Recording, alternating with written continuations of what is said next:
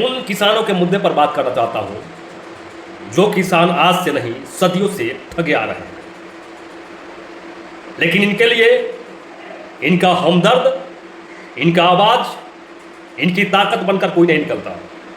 कहने के लिए जब भी चुनावी साल आएगा तो तमाम नेता तो केवल किसान के मुद्दा पर ही बात करते हैं, भ्रष्टाचार के मुद्दा पर बात करते हैं, शिक्षा के मुद्दा पर बात करते हैं, स्वास्थ्य के मुद्दा पर बात करते हैं, लेकिन किसी भी चीज को क्या ये लोग इंप्लीमेंट कर पाते हैं?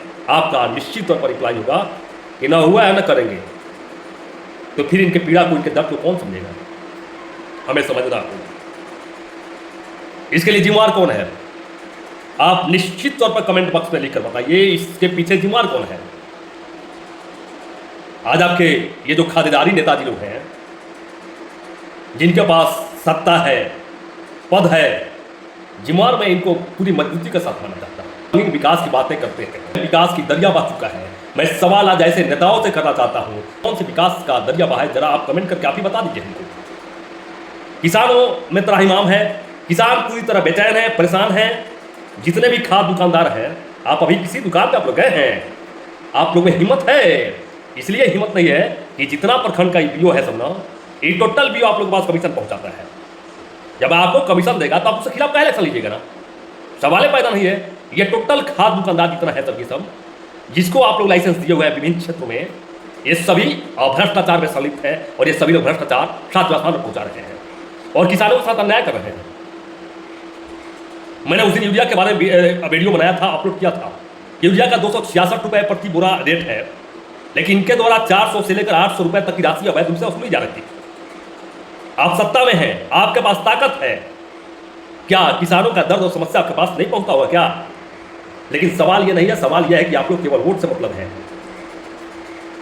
जनता पिसती रहे, खिंचती रहे, इसका क्या मतलब है? कोई मारे मतलब आपको थोड़े रखना होगा। आपको गरीबों का जब लगेगा ना, तो सत्ता में कोई नहीं रह पाएगा। इस बात को याद रखिएगा। मैं फिर से इस बात को काफी मजबूती के साथ बोल रहा हूं। अब ये कुछ दुकानदार लोग हैं जो लाइसेंसी दुकानदार हैं, जो खाद बीज बेचते हैं, जब बीज बेचने की बारी आती है तो अब देखिएगा, ये रात्रि में देर रात्रि तक मिलावटी बीज को पैकेट में पैक करते हैं, अगले दिन अगले सुबह फिर उसको बेचा जाता है। ये किसानों के साथ छलवा किया जा रहा है, किसानों को छला जा रहा है, धोखा किया जा रहा है किसानों के साथ। और उसी किसान की अब बात करते हैं। किसान हमारे कृषि की रीढ़ है, हमें किसानों को बचाना हमारा फर्ज हक बनता है, इसकी बात करते हैं। लेकिन किसान के लिए आज आप लोग कितना आगे हो गए, थोड़ा बताइए हमको। ये तो किसी दुकानदार का हिम्मत होगा का कि 266 से 267 रुपये ले ले? किसी का हिम्मत नहीं होगा, मान लीजिए। लेकिन सवाल यह है कि जब आपका खुद आपका तंत्र बिका हुआ है, कमीशन सभी डिपार्टमेंट से जाता है, तो आप कैसे इस प्रकार के इन चीज़ों पर बैन लगाइएगा? नहीं लग पाएगा।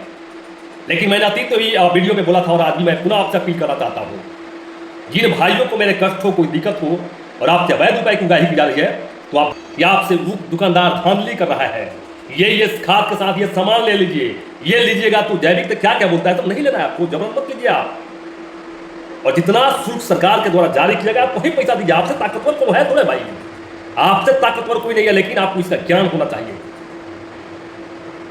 आप खुद बहुत ताकतवर हैं, किसी वर्दी के खादीधारी पर भरोसा मत कीजिए। ये तो आप सब लोग जानिए रहे हैं।